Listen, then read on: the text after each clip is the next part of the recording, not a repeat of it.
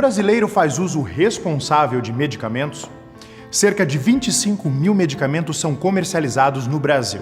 O que pouca gente sabe é que os medicamentos são uma das principais causas de intoxicação no mundo. Nos últimos 5 anos, o Brasil registrou quase 60 mil internações causadas por intoxicação com medicamentos. Só no ano de 2010, foram registrados 27.710 casos. No Hospital das Clínicas da Universidade de São Paulo, são 600 casos por mês. Usar medicamentos sem orientação de um farmacêutico realmente é um grande risco. Mas será que os brasileiros têm consciência disso? O Conselho Federal de Farmácia foi às ruas para conferir. Criamos um medicamento fictício. Atores foram contratados para fazer a distribuição.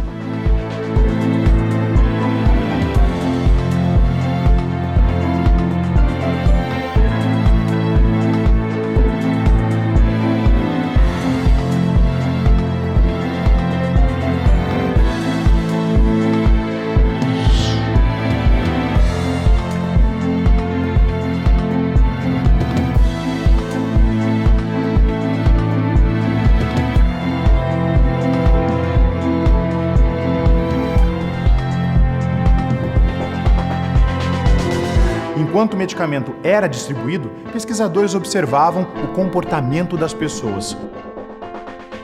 Os resultados impressionaram. 85% não perguntaram para que o medicamento era indicado. 99% não perguntaram quem era o fabricante. E menos de 1% perguntou sobre as contraindicações. Podemos concluir que boa parte da população desconhece ou não dá devida importância aos riscos da automedicação. Medicamento é coisa séria. Antes de usar, consulte sempre um farmacêutico. Uma campanha dos Conselhos Federal e Regionais de Farmácia. Olá, prezado telespectador e prezada telespectadora. O Ciência e Saúde hoje traz como tema a automedicação e uso responsável de medicamentos. Como convidada, contamos com a professora Denisa Sartor Lambe, professora do curso de farmácia. Como você pôde acabar de conferir, o vídeo de introdução foi veiculado pelo Conselho Federal de Farmácia e foi veiculado em dezembro do ano passado como parte de uma campanha nacional contra a automedicação, que é um problema que, embora silencioso, atinge um grande número de pessoas no Brasil e pode, eventualmente, comprometer a saúde daquele que utiliza medicamentos por conta própria e sem orientação nenhuma. Então, para que possamos ficar atentos a quais riscos você pode estar sendo submetido quando ingere medicamentos por conta própria e sem orientação, vamos discutir um pouquinho sobre isso no dia de hoje. Em primeiro lugar, precisamos nos dar conta de como os medicamentos agem no organismo. Quando nós temos algum tipo de problema, uma doença ou algum outro processo que nos deixa debilitados, ocorrem alterações na fisiologia, ou seja, no funcionamento do nosso corpo. Dentro dos preceitos da nossa medicina, que chamamos de medicina alopática, nós podemos fazer uso dos chamados medicamentos para tentar corrigir esta situação. A maioria dos medicamentos age provocando modificações no funcionamento do organismo, mas em sentido contrário àqueles que nos causaram algum problema. Por exemplo, quando nós temos febre, seja por motivo de infecção viral, ou seja por motivo de infecção bacteriana, ou seja qual for, é hábito que nós façamos uso, então, de um medicamento para reduzir essa febre. Então, os medicamentos sempre vão agir mexendo na fisiologia e no funcionamento do nosso corpo. Portanto, os medicamentos não são totalmente isentos de risco, uma vez que eles podem modificar as nossas funções orgânicas, por mais simples que eles sejam. Então, dentro desse contexto de que remédios, propriamente ditos, fazem algum tipo de efeito sobre o corpo, gostaria de perguntar à nossa convidada, então, no que consiste o processo de automedicação, professora Denise? Na verdade, como o próprio nome diz, auto seria eu mesmo, medicação eu mesmo me medicar.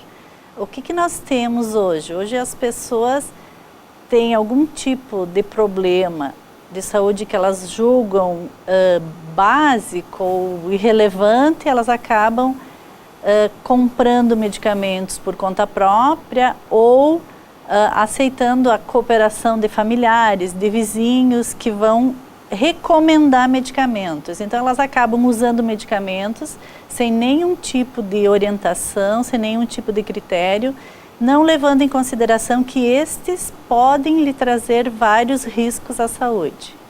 E nós poderíamos, dentro desse contexto, eu acho, levarmos em conta também que muitas vezes o problema que afligiu o nosso vizinho, o nosso amigo, embora parecido, ou que provocou sintomas semelhantes, não é o mesmo que nos aflige naquele momento também. Então, de repente, aquele medicamento possivelmente pode não ser o indicado, apesar dos sintomas serem os mesmos. Seria isso? Exatamente. O que a gente vê, esse uso popular? A vizinha foi, comprou, usou uma medicação para dor nas costas, um exemplo bem comum, né? Aí alguém se queixou, estou sentindo algo parecido, ela já recomenda, compra tal medicamento, e acaba que a gente chama a receita da vizinha, a receita da comadre, e as pessoas consomem medicamentos sem critério algum. Esse é um dos maiores problemas que nós enfrentamos hoje. Poderia falar um pouco mais desses números? Porque no vídeo nós vimos que nós tínhamos alguns dados ali a respeito do estado de São Paulo, basicamente. E tem alguma outra fonte de informações e alguns números mais recentes para nos trazer? Sim, nós temos assim um órgão que se chama Sinitox, é Sistema Nacional de Informação Toxicológica. Então, esse Sinitox, ele abrange todas as informações de intoxicações causadas por vários produtos químicos, né? Então, os medicamentos, eles estão em primeiro lugar. Nós temos os dados, os últimos dados publicados foram os dados do ano de 2011, né?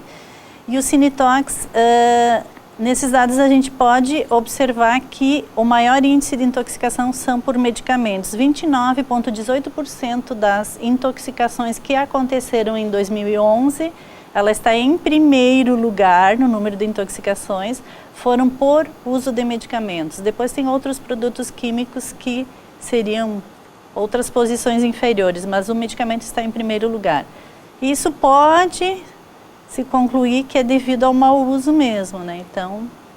Não, e gostariam também de chamar a atenção que esses são números de casos registrados, né? Então, eles passaram por estatísticas oficiais. E quantos casos acontecem no dia a dia também que passam sem notificação, porque eles não são de uma notificação obrigatória, e possivelmente, quem sabe, esses números não sejam até maiores na nossa sociedade, não é verdade? Com certeza, porque esses números chegaram a Sinitox porque essas pessoas tiveram que procurar um serviço de saúde para receber algum tipo de atendimento, né? Então, esses casos obrigatoriamente foram registrados. Aqueles casos menores, a gente nem conhecimento tem. De fato. Então, dentro desse contexto também, existe algum tipo de pessoas ou de grupo etário que seja mais suscetível a ter algum tipo de problema relacionado com o medicamento, como maior incidência de reações adversas ou problemas de interações medicamentosas? Sim, na verdade, nós temos os chamados grupos de risco, né? Os grupos de risco seriam aquelas pessoas que fazem uso de vários medicamentos por dia.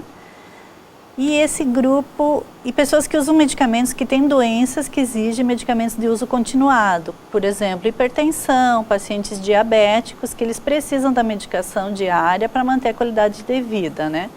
Esses grupos, o grupo que mais consome medicamento é o grupo de idosos. Então, está relacionado ao grupo de idosos o maior número de casos. As interações medicamentosas, por exemplo, que seria quando o paciente faz uso de 2, 3, 10, 12, de vários tipos de medicamentos diferentes durante o dia, né? Ela está aumentada nos grupos de idosos e pacientes que têm essas patologias diabéticos, hipertensos, cardíacos, pacientes com função renal comprometida. Então, seriam os grupos que mais sofrem com intoxicações, com interações e com problemas relacionados a medicamentos. Ok. Então, eu gostaria de chamar um intervalo, então, e até o próximo bloco.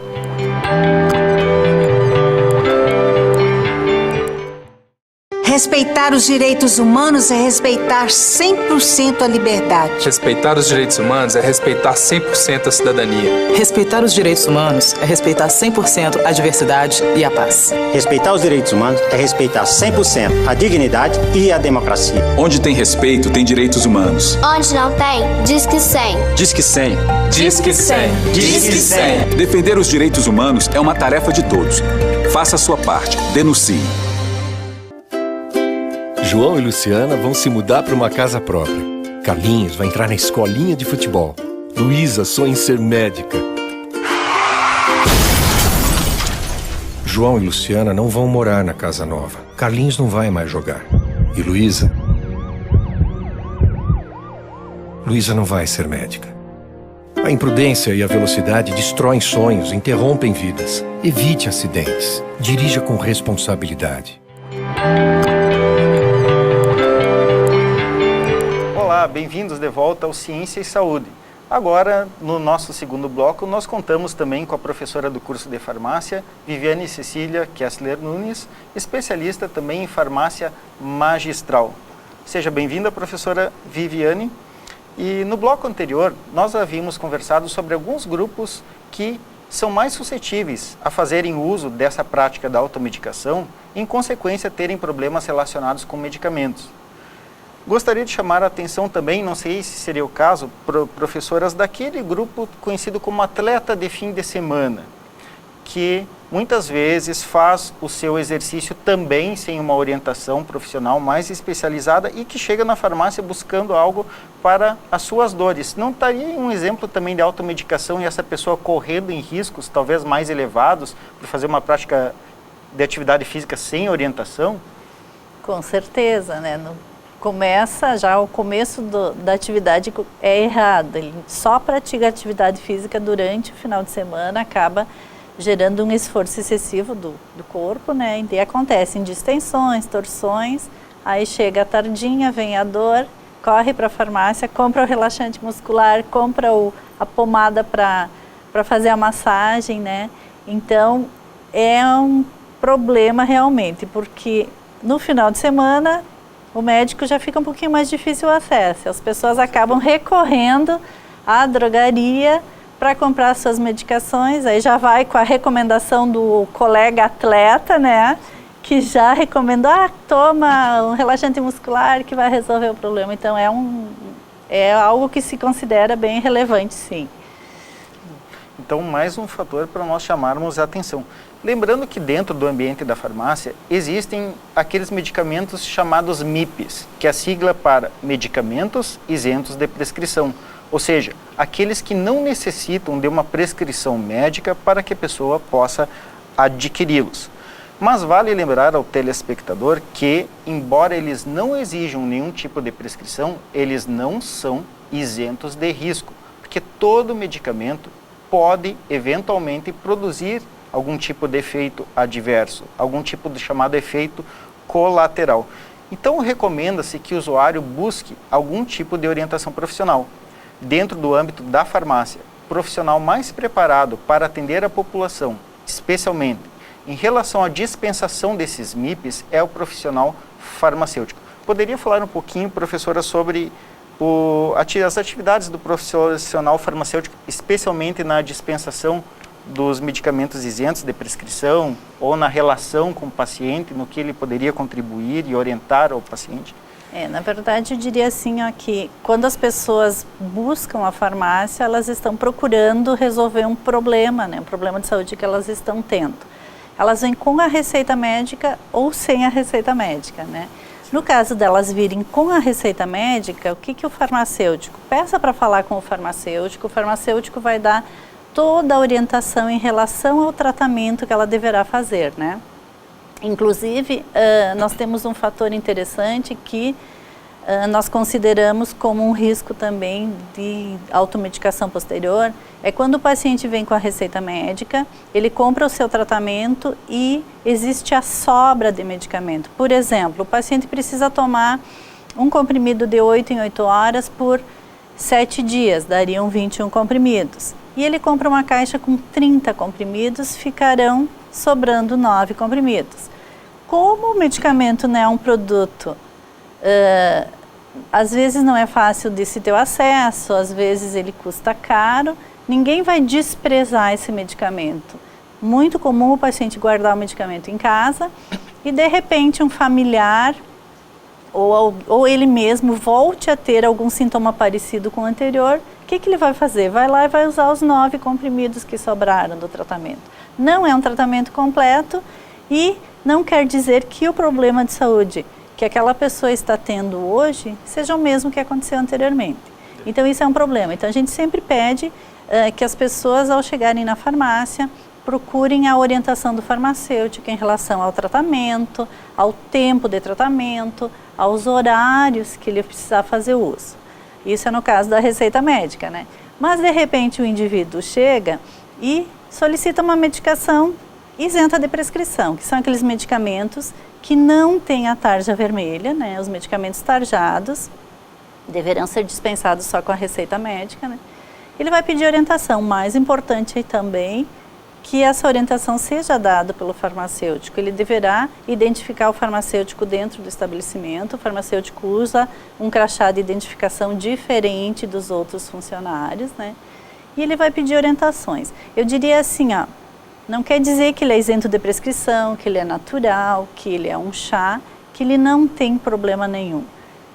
Todo medicamento, independente se ele é com prescrição, sem prescrição, ele é uma substância que vai alterar as funções do nosso organismo. Então, nós temos que nos preocupar com isso, né? Um exemplo, assim, bem clássico, nós temos, assim, um comércio, vamos falar assim, se dispensa muito suplemento alimentar polivitamínico, né? Os polivitamínicos, hoje, todos têm ferro na sua composição. Um paciente que tem a ferritina elevada não poderia utilizar. Ele pode estar cansado, estressado, precisando de um polivitamínico, mas esse não é recomendado para aquele paciente. Então, nós temos que nos preocupar. O polivitamínico é um medicamento isento de prescrição. Teoricamente, ele é um suplemento, ele vai complementar aquilo que o meu organismo precisa, mas muitas vezes ele vai fornecer aquilo que o meu organismo não está precisando. Isso pode provocar uma sobrecarga, né? Então, nós temos algumas preocupações, não é porque ele é isento de prescrição, porque teoricamente ele não tem nenhum efeito, que pode ser consumido à vontade. Então, essa orientação o farmacêutico está lá para dar para o paciente. Lembrando também que os polivitamínicos, eles possuem na composição muitos minerais também, e muitos minerais possuem uma capacidade química que nós chamamos de complexação e com isso de interagir com vários outros tipos de medicamento que a pessoa ingere. Então, com a possibilidade, às vezes, ou de provocar, quem sabe, um aumento da possibilidade de ter algum tipo de efeito adverso, ou mesmo prejudicando, inativando justamente o medicamento que a pessoa precisa para o seu tratamento, não é verdade? Professora Viviane, gostaria de perguntar, e na farmácia magistral, a dita farmácia de manipulação, o acesso ao medicamento é mais fácil ou é mais difícil? Como é que funciona para a pessoa ter o acesso à medicação e a questão da automedicação? Bom, o que diferencia a farmácia magistral de uma drogaria, por exemplo, é o processo como o medicamento é produzido. Então, na drogaria, o medicamento ele já vem pronto, já vem industrializado, é realizado, são preparados vários lotes daquele medicamento e é chamado, então, de escala industrial. E isso, depois, a drogaria ela tem a possibilidade de adquirir esses medicamentos industrializados, eles já vêm prontos. Como a professora Denisa falou, muitas vezes acabam sobrando medicamentos ou faltando medicamentos, dependendo do tratamento. Na manipulação, a vantagem da manipulação em relação à drogaria seria a preparação de uma fórmula mais individualizada, mais personalizada para aquele paciente.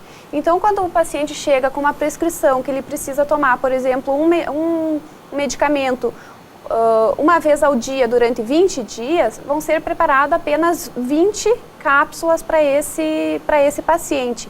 Então, isso é uma vantagem porque ele não vai ficar sobrando e também não vai faltar. É muito individualizado, muito personalizado de acordo com a prescrição médica. Mas, em relação a efeito terapêutico, não vai diferenciar muito do medicamento industrializado. O que é diferente é o processo. A escala magistral ela é menor. é uma preparação feita somente para aquele paciente.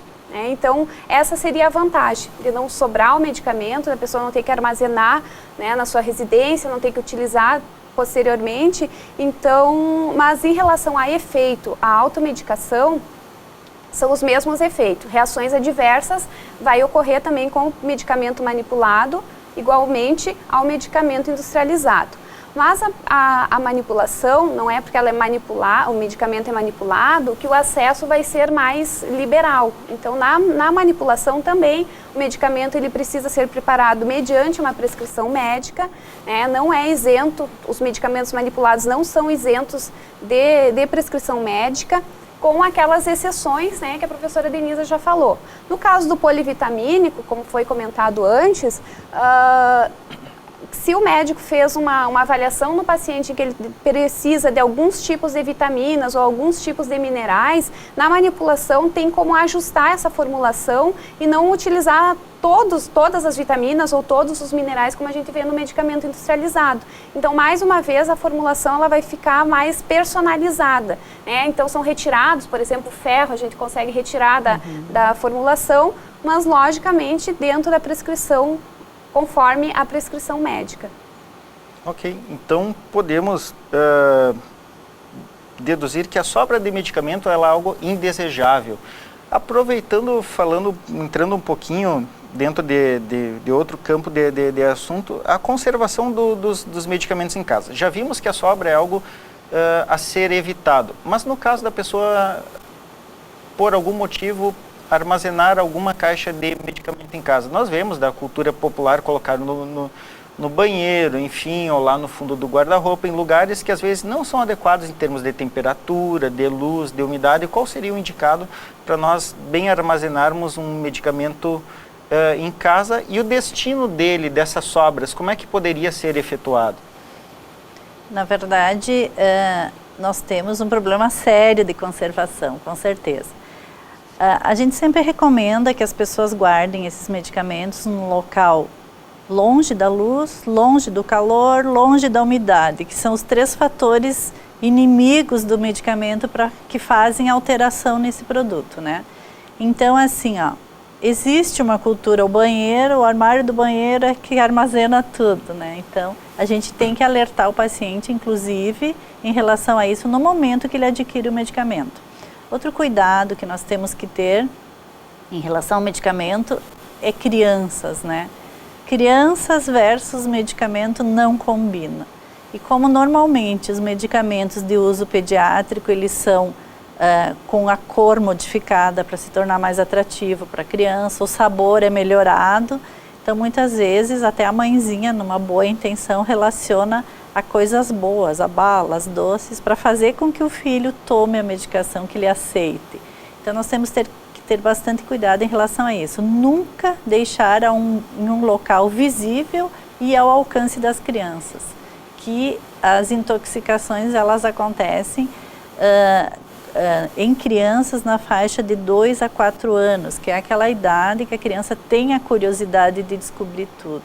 Então tem que se ter cuidado em relação a isso. Não só ao medicamento, mas aos produtos de uso doméstico também, que tem um alto índice de intoxicação. Então convém bastante que durante o tratamento, então, seja conservado em um lugar protegido da luz, da umidade e do calor excessivo. Ok. Então o nosso Ciência e Saúde fica por aqui e como palavras finais, lembre-se, sempre que procurar fazer o uso de uma medicação, procure um profissional capacitado para isso. Dentro da farmácia, que hoje é considerado um estabelecimento de saúde e não exclusivamente um comércio, é o profissional farmacêutico. Conte com ele para tirar as suas dúvidas. Em caso de necessidade também, obviamente, consulte o profissional médico. Até a próxima!